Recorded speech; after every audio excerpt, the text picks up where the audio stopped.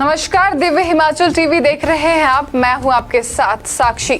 बात करेंगे आज दोपहर हिमाचल में अभी तक की बड़ी खबरों पर। सबसे पहले हेडलाइंस।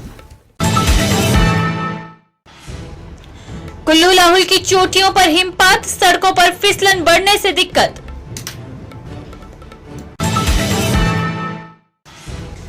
फिर बदला मौसम का मिजाज, हरिपुरधार में 3 इंच बर्फबारी। चेन्नई में चमके सिरमौर के वीरेंद्र, 5000 मीटर दौड़ में जीता कांस्य।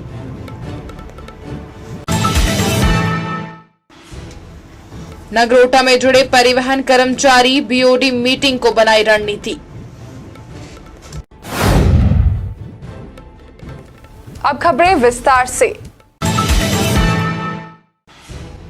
जिला कुल्लू और लाहौल स्पीति की ऊंची चोटियों पर हिमपात हुआ है। हालांकि अभी तक बर्फबारी कम हुई है, लेकिन ग्रामीण क्षेत्रों में सड़कें फिसलन भरी होने के कारण वाहनों की आवाजाही के लिए बंद हो गई हैं। वहीं लाहौल में भी अटल टनल रोहतांग के नॉर्थ और साउथ पोर्टल के पास हल्की बर्फबारी हुई है। जलोड़ी दर्रे पर 3 से 4 इंच ताजा हिमपात होने से वाहनों की आवाजाही पर ब्रेक लग गई है। NH 305 जलोड़ी में ताजा हिमपात होने से फिसलन बढ़ गई है।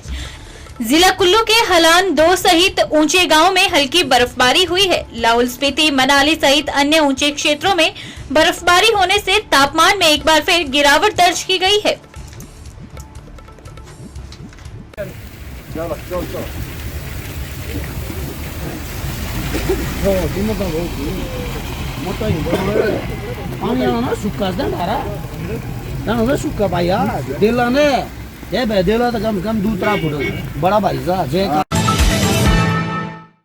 जिला सिरमौर स्थित हरिपुरधार में मौसम का मिजाज एक बार फिर बदल गया है। गुरुवार सुबह से ही इलाके में हल्की बारिश हो रही है। हरिपुरधार में 3 इंच तक बर्फबारी हुई है और अभी भी बर्फबारी का दौर जारी है।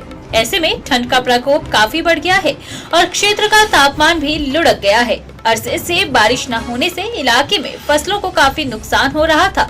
अब अचानक मौसम में हुए बदलाव के बाद क्षेत्र के लोगों ने राहत की सांस ली है। वहीं किसान बागवान भी बारिश और बर्फबारी से काफी खुश हैं। रेनबो इंटरनेशनल स्कूल शिक्षा, नवाचार और खेलों में उत्कृष्टता का प्रतीक। हिमाचल प्रदेश में अपनी पहचान एक प्रतिष्ठित शैक्षणिक संस्थान के रूप में स्थापित की है। यह विद्यालय न केवल शैक्षिक क्षेत्र में बल्कि सह शैक्षिक गतिविधियों में भी अपनी उत्कृष्टता के लिए प्रसिद्ध है। शैक्षणिक सत्र 2023 से 24 में विद्यालय के विद्यार्थियों ने CBSE कक्षा 10वीं और 12वीं की परीक्षाओं में असाधारण प्रदर्शन किया। इसके अलावा विद्यालय ने प्रतिष्ठित मेडिकल और इंजीनियरिंग संस्थानों जैसे एम्स, IIT रुड़की और NIT हमीरपुर जैसे क्षेत्रों में छात्रों का प्रवेश सुनिश्चित कराकर अपनी शैक्षणिक श्रेष्ठता को सिद्ध किया। विशेष रूप से विनायक गुलेरिया और जयादित्य मेहरा ने NDA परीक्षा उत्तीर्ण कर भारतीय सेना में अपने करियर की दिशा सुनिश्चित की है।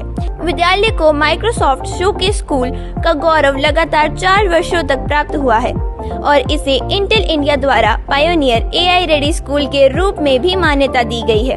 नवाचार के क्षेत्र में विद्यालय अपनी अटल टिंकरिंग लैब और अन्वेषिका जैसी पहल के माध्यम से वैज्ञानिक अनुसंधान और खोजी प्रवृत्ति को बढ़ावा दे रहा है। विद्यालय में खेलो India table tennis residential academy और खेलो इंडिया वेट लिफ्टिंग एकेडमी जैसी विशिष्ट खेल सुविधाएं उपलब्ध हैं। विद्यार्थियों के भाषा कौशल को निखारने के लिए जर्मन भाषा प्रशिक्षण प्रदान किया गया है। शिक्षा, नवाचार और खेलों में संतुलित और उत्कृष्ट दृष्टिकोण अपनाते हुए रेनबो इंटरनेशनल स्कूल क्षेत्रीय और राष्ट्रीय स्तर पर प्रशंसा और पुरस्कार प्राप्त कर रहा है।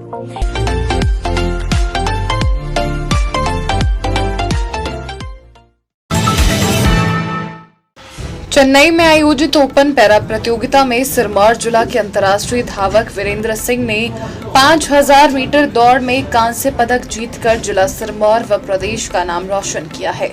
गौरतलब है कि पिछले दिनों UAE में ओपन पैरा गेम्स में भारत के लिए वीरेंद्र सिंह ने 1 गोल्ड और 2 सिल्वर मेडल जीते थे। परिवहन कर्मचारी महासंघ के बोर्ड ऑफ डायरेक्टर्स की आगामी दिनों में महत्वपूर्ण बैठक होगी। इसके लिए रणनीति बनाने हेतु नगरोटा बगवा में महासंघ की मंडल स्तरीय बैठक हुई, जिसमें महासंघ के प्रदेश अध्यक्ष उमेश शर्मा ने विशेष रूप से शिरकत की।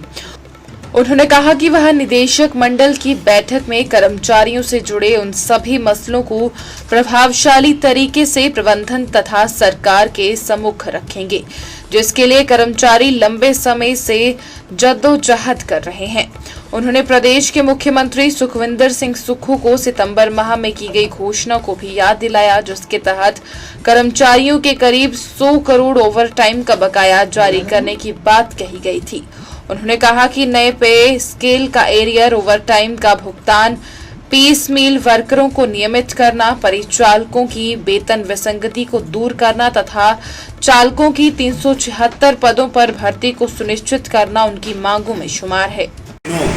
शिमला में माननीय उप मुख्यमंत्री जी और मनाली में माननीय मुख्यमंत्री जी तथा उपाध्यक्ष श्री अजय वर्मा जी से शिमला में भी चर्चा की, और जो हमारी मांगे हैं जिसमें प्रमुख रूप से जो हमारा ओवरटाइम का कर्मचारी साथियों का एरियर है, या माननीय मुख्यमंत्री जी की घोषणा के अनुरूप जो हमारा मेडिकल भत्ते हैं सेवानिवृत्त कर्मचारियों को, उसकी घोषणा को लागू करवाने के लिए तथा 22 तारीख को जो हमारी बोर्ड ऑफ डायरेक्टर्स की बैठक है उसमें किस प्रकार से हमारे परिवहन निगम के कर्मचारियों की जो मांगे हैं उनको पहुँचाया जा सके।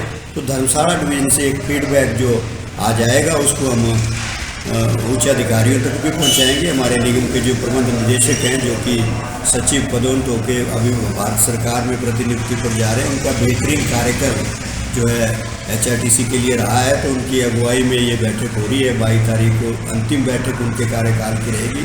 तो हमें इस बुलेटिन में बस इतना ही। देखते रहिए दिव्य हिमाचल टीवी। नमस्कार।